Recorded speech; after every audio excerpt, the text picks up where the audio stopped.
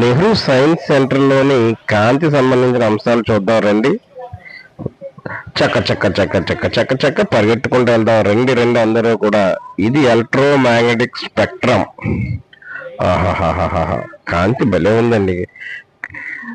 కాంతి కనబడుతుంది కదండి. కాంతి చల్లని చీలిక ద్వారా వచ్చిన కాంతిని మనం స్పష్టంగా చూస్తూ ఉన్నాం. అక్కడ అడిగాను చాలా మంది, లైట్ ఈజ్ విజిబుల్ అంటే పిల్లలు అల్లిపోయి పారిపోతున్నారు.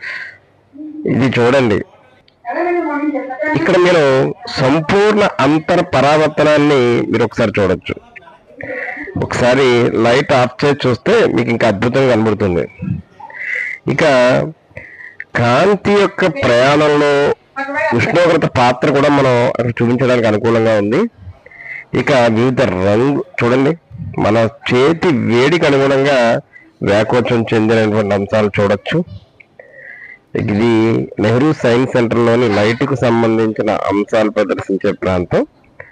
ఇక ముందుకు వెళ్దాం. ఇక్కడ చూడండి, వివిధ రంగులు కలిస్తే ఎలా ఉంటుంది. త్రిబుల్ ఆర్ సినిమా చూసారు ఎలా ఉంది మాకు. రౌద్రం, రుధిరం, రణం. బాగుంది కదండి.